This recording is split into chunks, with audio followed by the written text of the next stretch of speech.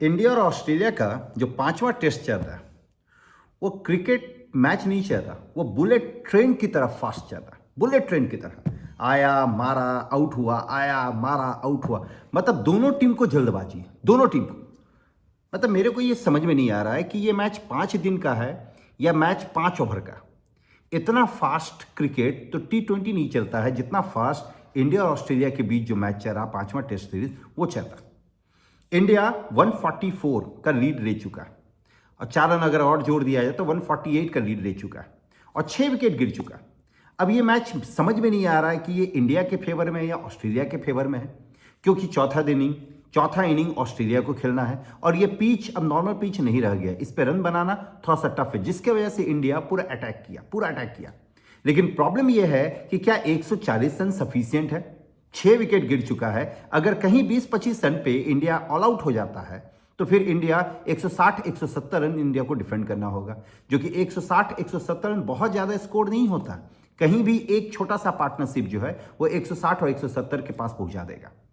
तो main problem यहां फंस गया। यही इंडिया अगर 200 के आसपास होता तो ये मैच इंडिया, मतलब इस मैच पे इंडिया का पकड़ ज़्यादा होता। अब यहां इंपॉर्टेंट ये हो गया है कि इंडिया को किसी तरह से भी ये लीड जो है वो 200 क्रॉस करना पड़ेगा। अब 200 क्रॉस करने के लिए जडेजा और वाशिंगटन सुंदर को खेलना बहुत जरूरी है। मतलब सुबह का पहला सेशन का जो पहला आवर होगा, पहला घंटा होगा, वो बहुत इंपॉर्टेंट होने वाला, बहुत ज़्यादा इंपॉर्टेंट।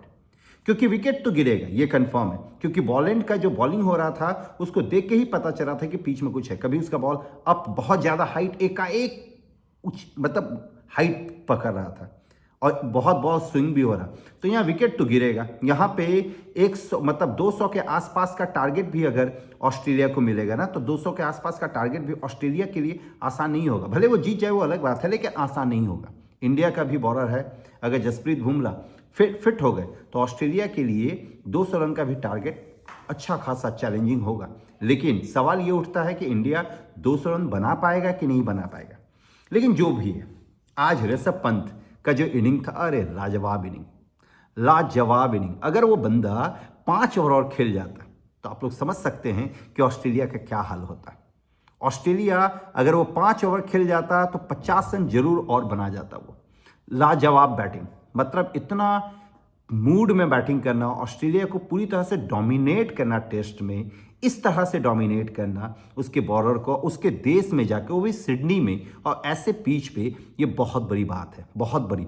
लग रहा था कि ऋषभ पंत जो है अपना कहीं का गुस्सा उतार है, और ऑब्वियस सी बात है गुस्सा उतारना भी चाहिए। जिस तरह से फर्स्ट इनिंग में ऋषभ पंत पे बॉडी अटैक किया गया, जिस तरह से बॉडी अटैक लाइन बॉलिंग किया गया है, ऋषभ पंत के पूरे शरीर में दाग हो चुका था। उसका ये जो रुख था वो बहुत अच्छा रुख था। अगर उसका साथ कोई और बैट्समैन, एक बैट्समैन कोई 50 रन का और इनिंग खेल जाता तो ये मैच इंडिया 70% इंडिया के गिरफ्त में होता, 70%। लेकिन जो भी है, ये मैच अब हो गया है इंटरेस्टिंग। अगर जडेजा और वाशिंगटन सुंदर 40-50 रन का पार्टनरशिप कर लेता है किसी तरह से, या फिर लास्ट का 6 विकेट में अगर 50-60 रन इंडिया, 4 विकेट में 50-60 रन इंडिया बना लेता है, 200 के ऊपर का टारगेट इंडिया किसी तरह से भी सेट कर देता है, तो ऑस्ट्रेलिया के लिए ये मैच कहीं से भी आसान नहीं है। वहीं पाकिस्तान और साउथ अफ्रीका के बीच भी मैच चल रहा है, जहां पे साउथ अफ्रीका तो पाकिस्तान को बुरी तरह से धोया, बुरी तरह से। लगभग 615 रन, याद सोचो, 615 रन पहला इनिंग में साउथ अफ्रीका बनाया, और वहीं पाकिस्तान का 3 विकेट ऑलरेडी गिर चुका है 30 रन पे। पाकिस्तान यहां पे फंस चुका है फॉलो ऑन से बचने के लिए अभी 415 रन, जहां 30 रन ही बनाया है, 415 रन चाहिए। पाकिस्तान को यहाँ पे फॉलो ऑन मिलना का चांसेस जो है 99% है। बाबर आजम वैसे क्रीज पे है, बाबर आजम से ही उम्मीद है कि बाबर आजम ही इस मैच में कुछ कर सके, लेकिन बाबर आजम भी आउट ऑफ फॉर्म है। लेकिन बाबर आजम के लिए पूरा स्टेज सजा हुआ है। यही स्टेज पे बाबर आजम को खेल के अपना दिखाना चाहिए, अपना साख जमाना चाहिए कि क्यों वो बेस्ट बैट्समैन की गिनती में आता बाबर आजम। तो कल का दिन बहुत इंपॉर्टेंट दिन है इंडिया का। होपफुली कल का दिन इंडिया के रहे, और ये मैच का फैसला तो कल ही होगा, ये भी कंफर्म है। कल 10-11 बजते बजते इस मैच का फैसला होने वाला है। मतलब ये मैच परसों नहीं जाने वाला, मतलब कल बहुत इंपॉर्टेंट दिन है। सवाल उठता है कि क्या इंडिया ये टेस्ट जीत पाएगा, क्या WTC के लिए अपना क्वालिफिकेशन का सीन बचा के रख पाएगा, और क्या बीजीटी वापस इंडिया आएगा।